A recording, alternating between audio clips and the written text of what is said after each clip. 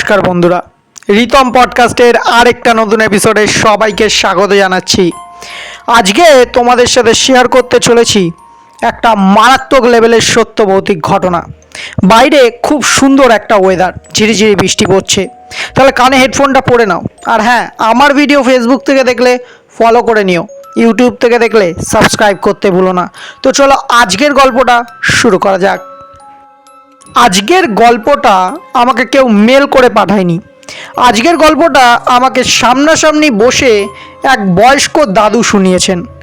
এক সময় তিনি ইন্ডিয়ান আর্মিতে জব করতেন, আজকে তিনি রিটায়ার। দাদু যেভাবে গল্পটা বলেছে তোমাদের সামনে ঠিক সেইভাবে তুলে ধরার চেষ্টা করলাম। নমস্কার, আমার নাম সুমন কান্তি সান্যাল। আমার বাড়ি এখন ব্যারাকপুরে, পার্মানেন্টলি থাকি। আমার বয়স এখন কম করে 68-69 তো হবেই। গল্পটা যখন আমার বয়স 23 কি 24 তখনকার।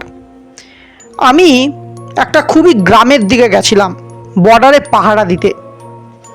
তো সেখানে গিয়ে শুনি সেখানে মানে একদম পরিস্থিতি খারাপ। প্রায় 3 থেকে 4 মাস আমাকে পোস্টিং থাকতে হবে। তো সেহেতু আমি আমার বউ এবং আমার ছোট্ট মেয়েকে নিয়ে একবারে ওখানে চলে যাই।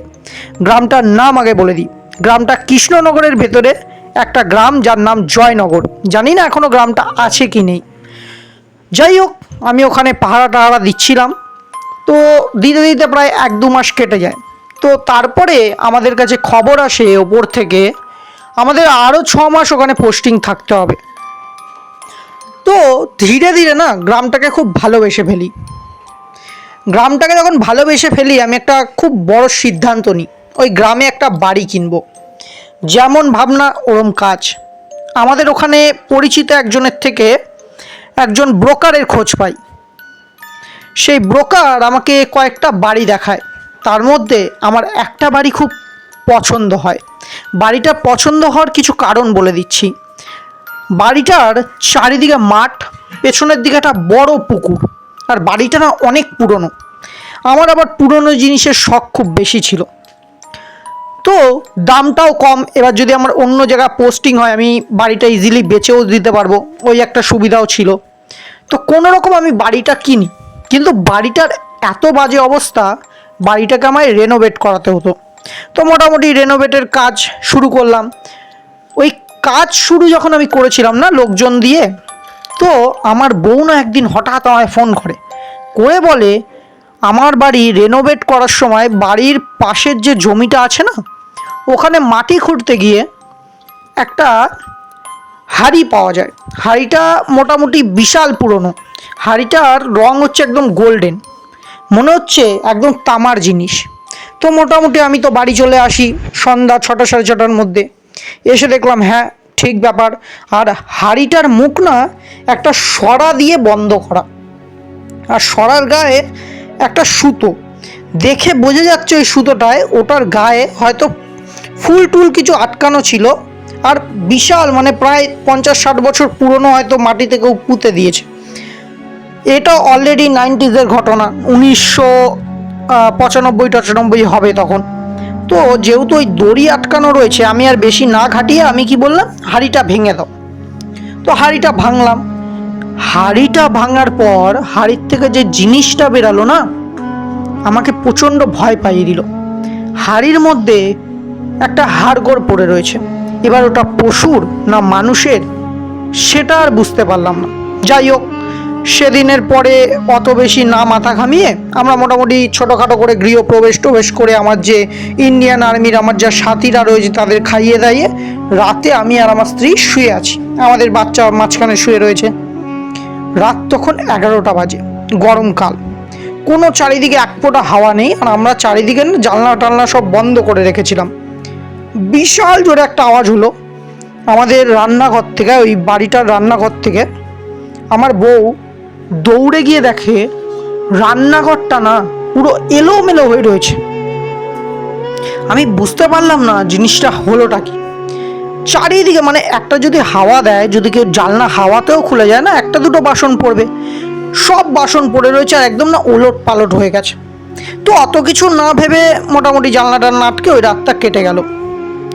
পরের দিন আমি আমার ডিউটিতে গেলাম, রাতে ফিরলাম, বউয়ের মুখে কিছু এমন কথা শুনলাম যেটা শোনার পর হয়তো আমার পায়ের থেকে মাটি খসে গেল। বাড়ির মধ্যে নাকি আমার বউ দুপুরবেলা 3টে সাড়ে 3টে বাজে আমার বউ নাকি বাড়ির পেছনের ওই পুকুর থেকে একটা হাসির আওয়াজ পাচ্ছে।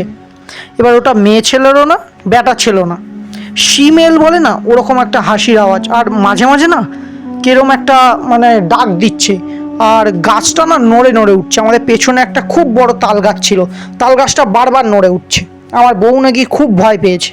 তারপর সন্ধ্যাবেলা নাকি আমাদের ঘরের মধ্যে কারো একটা হাঁটা চলার আওয়াজ পাচ্ছে। আমার বউ আমার মেয়েকে পড়াচ্ছিল, সেই টাইমে নাকি আমার বউ ফিল করছে ঘরের মধ্যে সে আর আমার মেয়ে বাদেও আরও একজন কেউ রয়েছে, যার মানে ঘরে কেউ আছে আমরা বুঝতে পারছি ও, কিন্তু ও তাকে দেখতে পাচ্ছে না, কিন্তু হাঁটা চলার আওয়াজ কানে আসছে। আমার মেয়ে বারবার দরজাটার দিকে তাকাচ্ছে, আর আমার স্ত্রী বলছে পড়ো, তাড়াতাড়ি চুপ করে পড়ো, যাতে ও এইসব ব্যাপারে না ঢোকে। তো মোটামুটি আমাকে বলার পর আমি বললাম যে দেখো, নতুন জায়গা, নতুন বাড়ি, হয়তো তোমার মনের মধ্যে এগুলো রয়েছে, তুমি শুয়ে পড়ো। তো মোটামুটি ওই রাতটাও কেটে গেল, সেরম কিছু ঘটলো না। পরের দিন থেকে একটা অবাক জিনিস ঘটলো। আমার মেয়ে ওখানে স্কুলে ভর্তি করিয়ে দিয়েছিলাম, স্কুল বাড়ি ব্যাস, কারণ ওখানে তো আর টিউশনিতে তখনকার দিনে তো আর বাড়ি বাড়িতে টিউশন পড়াতাম না, আমার বউই পড়াতো। আমার মেয়ে না একা একা বেরিয়ে যেত স্কুল থেকে এসে, ওর স্কুল 3:30 4টের মধ্যে ও বাড়ি ফিরতো, আর ও না বেরিয়ে যেত। কোথায় যেত আমার বউ এখনও খুঁজে পেত না, মানে কোনো মাঠে ঘাটে যেত, 6টা 6:30 আসতো, আর জিজ্ঞেস করলে বলতো খেলতে গেছি। এরকম করে না 1 সপ্তাহ কাটলো, রোজ আমার মেয়ে 4টের দিকে বাড়ি ফেরে এসে বেরিয়ে যায়, আর বউ জিজ্ঞেস করলে বলে আমি খেলতে গেছিলাম বন্ধুদের সাথে, কিন্তু আদৌ কোন বন্ধুর সাথে যাচ্ছে বা কিছু সেটা আমরা জানতে পারতাম না। আমি অনেকবার বউকে বকেওছি যে কার সাথে যাচ্ছে না যাচ্ছে। আমার বউ বললো এমনও কোনো নেই বাচ্চা যে ডাকতে আসে বাড়িতে, ও একাই যায়। তো একদিন রবিবার আমি বাড়িতে আছি, আমার বউ রান্না করছে, রান্না টান্না করে খেয়ে দে ওই 3টে সাড়ে 3টে বাজে। সেদিন মেয়ের স্কুল নেই, মেয়ে কী করেছে 3:30-র সময় বেরিয়েছে, আমিও পেছন পেছন গেছি যে দেখব ও রোজ যায়টা কোথায়। যেটা দেখলাম তোমরা বিশ্বাস করবে না, এরম দৃশ্যও হয়। আমার মেয়ে তখন, আমার মেয়ে কিসে পড়ে, 2তে 3তে ওরকম, ও ওইটুকু একটু গেরে জিনিস ও দৌড়ে দৌড়ে গিয়ে একটা বড় তাল গাছ আছে আমাদের একদম জমির শেষ প্রান্তে, মানে মাঠে, ও সেই তাল গাছে উঠে তাল গাছের একটা ডাল ভাঙলো, ভাঙার পরে না ওটা চিবাচ্ছে ওই গাছের ওপরে উঠেই। আমার গা পা একদম মানে ভারী হয়ে গেছে, ভর দুপুর তাল গাছের ওপরে, আর পেছনে তাল গাছের পেছনে হচ্ছে পুকুর একটা, আর না চেবাচ্ছে আর হাসছে। এবারও আমি ওকে গিয়ে ডেকেছি, এই কি করছিস তুই, নিচে আয়, কি বদমাইশি এগুলো। ও নিচে এসেছে, আর ওর দৃষ্টি এতটা খারাপ লাগছে আমার, আমি নিজে ভয় পেয়ে যাচ্ছি। কোনো রকম আমি পিঠের মধ্যে দুঘা দিয়ে ওকে বাড়ি নিয়ে যাই। তারপর থেকে আমাদের জীবনটা পুরো ঘুরে গেল। মানে আমি তো কাজে বেরিয়ে গেছিলাম সোমবার থেকে, আমার বউ বলছে আমার মেয়ে নাকি স্কুলে কোন একটা বাচ্চাকে খিমচি দিয়ে একদম দাগ করে দিয়েছে, স্কুলের টিচার বলেছে। আমি তো খুব বকাবকি করছি, ওর না জেদ বেড়ে গেছে, ওর খাওয়া দাওয়া কমে গেছে। আর আমি একটা জিনিস খুব খেয়াল করেছি, ও যে ঘরে পড়তো সেই ঘরে জানলা দিয়ে না ও কার সাথে একটা কথা বলতো, কিন্তু আমরা না বুঝতে পেতাম না। অনেকবার না আমি ইচ্ছা করে করে গিয়ে দেখতাম যে জানলায় কেউ আছে নাকি, না কেউ নেই, জানলার পাশে তো একদম ফাঁকা জঙ্গল। আর ও না কেরম একটা হয়ে গেছিলো, মানে চোখের তলায় ডার্ক সার্কেল, ওপরে একা একা হাঁটতো ছাদে গিয়ে, আর না কিছু বললেই একদম মানে উটকো একটা হাসি বলে না, ওরম একটা হাসি দিত। আমি অনেক বকেওছি, কিন্তু আস্তে আস্তে জিনিসটা বাড়তে থাকে। একদিন রাতের বেলা, তখন বুধবার, আমি খাচ্ছি, আমার স্ত্রীও খাচ্ছে, ও খাচ্ছে, কি একটা কথা হয়েছিল, ওনা ভাতের থালাটা একদম উল্টে ফেলে দেয়, আমি না একটা গালের চড় দিই। বিশ্বাস করবে, ও দৌড়ে রান্নাঘরে যায়, একটা ছুরি নেয়, আর আমাকে সজোরে অ্যাটাক করে। প্রথমে তো আমি ভাবি যে কিছু করবে না, হয়তো এমনি রাগ দেখাচ্ছে, ওনা ফুঁসছে, হুম হুম হুম এরম করে ঠিক ফুঁসছে। ও আমার পুরো ঘাড়ে অ্যাটাক করে, আর আমার ঘাড়ে না পুরো ছুরিটাও ঢুকিয়ে দেয়। আর যেহেতু নতুন বাড়ি, সব নতুন কিনেছিলাম, ছুরির একদম ধার ছিল।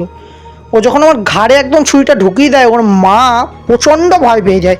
আর না, ও ওইটুকু একটা বাচ্চা মেয়ে, আমার বউ মোটা মোটা সোটা একটু গোলগাল, ওকে না টেনে আনতে পারছে না। আর আমি খালি দেখছি ও মানে ছুরিটা একদম গেঁথে রেখেছে, আমার গা দিয়ে পুরো গল গল করে রক্ত পড়ছে। কোনো রকম ওকে ছাড়ানোর পরে আমার এক কলিগ ছিল, আমার সাথে ইন্ডিয়ান আর্মিতে ছিল, আমার বউ তাকে ফোন করে, তারপর দৌড়ে চলে আসে, কোনো রকম ওকে হসপিটাল নিয়ে যায়। আমি আর জিনিসটা বুঝি না। পরে তো আমি ওকে বোঝাই, আমি আমার বউকেও বোঝাই যে ওকে কিছু না বলতে। ধীরে ধীরে এইটাই আমার ভুল হয়ে যায়, জিনিসটা আরও বাড়াবাড়ি হয়। আমার বউ একদিন রবিবার সকালবেলা আমাকে ডাকে, ডেকে বলে, না তার আগের দিন শনিবার রাতেও আমায় বলেছিল কিছু একটা দেখাবে। তো আমি না উঠি রবিবার সকালে, ও আমাকে নিয়ে যায় ছাদে, যেখানে আমার মেয়ে একা একা হাঁটাহাঁটি করতো। ছাদের দেয়ালটা একদম নখ দিয়ে আছড়ে আছড়ে একদম বুনে দিয়েছে কেউ। আর আমার মেয়ের হাতের নখ তখন আমি নিচে গিয়ে চেক করি, ওর হাতে একটা নখ নেই, আর হাত না ছিলা, পুরো বোঝা যাচ্ছে ওর নখ দিয়ে, ওর নখ নেই হাতে, আঙুল দিয়ে একদম আঁচড়েছে দেয়ালটা, যার কারণে ওর হাতের আঙুলগুলো একদম কেটে গেছে। তো আমি অনেক বোঝাচ্ছিলাম ওকে কি হচ্ছে না হচ্ছে, শেষে জিনিসটা আরও বাড়তে থাকে। ও স্কুলের বাচ্চাদের মারে, ও এর পেন্সিল চুরি করে আনে, ওর পেন চুরি করে আনে, আর কেউ কিছু বলতে গেলেই না একদম গলা টলা টিপে ধরে অ্যাটাক করে, একদম সিরিয়াস অ্যাটাক করে। তো দিন দিন জিনিসটা বাড়তে ছিল। হঠাৎ করে একদিন ওর মুখের ভাষা খারাপ হতে শুরু করে, আর ও না ঠিক 4-3-4টে বাড়ি ফিরতো, আর বাড়ি আসতো মানে ওই মাঠে চলে যেত খেলতে, আর আসতো না 7:30-8টার দিকে। ধীরে ধীরে রাতটা বাড়তে থাকলো। তো একদিন ঠিক শনিবার রাতে আমি বাড়ি ফিরেছি, আমি জিজ্ঞেস করেছি ও কোথায়, তখন বাজে 9টা-9:30। আমার বউ না হাউমাউ করে কেঁদে উঠেছে, বলছে ওকে খুঁজে পাওয়া যাচ্ছে না। আমি তাড়াতাড়ি করে আমার 2-3টে কলিগকে ফোন করি, ওরাও 2-3জন ওখানে পোস্টিং ছিল, চারিদিকে খুঁজছি, কারণ আমি অতটাও তখন এদিক ওদিক চিনি না। এদিক ওদিক খোঁজার পর শেষে গিয়ে ওকে আমি কোথায় পাই জানো?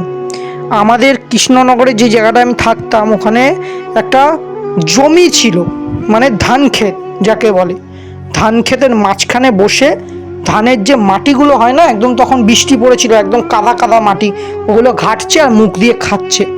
কোনো রকম ওকে বাড়িতে নিয়ে আসে, আর ওর চোখ না লাল। আমি ওকে বলি, কি কি হচ্ছে এগুলো, তুমি কি শুরু করেছো এগুলো, এই বদমাইশিগুলো কি? এইবার ওর গলাটা না একদম ছেলেদের মতো হয়ে যায়। কি বলছিস কি তুই, কি বলছিস, কে তোর মেয়ে? আমি তোর মেয়ে না, তোরা আমায় মুক্তি দিয়েছিস এতদিন পরে, এই বাচ্চা মেয়েটাকে আমার খুব ভালো লেগেছে, নিয়ে যাব, নিয়ে যাব একে, নিয়ে যাব, আমার সাথে নিয়ে যাব। আমি প্রচণ্ড ভয় পেয়ে যাই, তখন এত কিছু চিনি না, এত কিছু বুঝতে পারছি না, আমার হাত পা না থরথর করে কাঁপছে, আর ঘরটা মনে হচ্ছে একদম ঠান্ডা হয়ে গেছে। মানে ওই মুহূর্তটা আমি বোঝাতে পারবো না কি দৃশ্য। কোনো রকম না আমি তাড়াতাড়ি করে আমার কলিগকে খোঁজ নিয়ে এক পুরোহিতের কাছে যাওয়া যায়। সেই পুরোহিত আমার বাড়িতে এসে একটা বড় যজ্ঞ করে, তারপর ওকে টেনে বসানো হয়, 2-3জন মিলে ওকে ধরে রাখতে পারছে না, ওকে জিজ্ঞেস করা হয় কেন এসছিস। ও অনেকক্ষণ বলে বলবো না, বলবো না, আমি কে বলবো না। ওকে অনেকবার ওই ওঝাটা জিজ্ঞেস করে যে কেন এসছিস, তুই কে। শেষে না একটা ঝাঁটা দিয়ে বাড়ি দেয়, এবং অনেক ওদের যা মন্ত্রতন্ত্র থাকে ওগুলো পড়ে।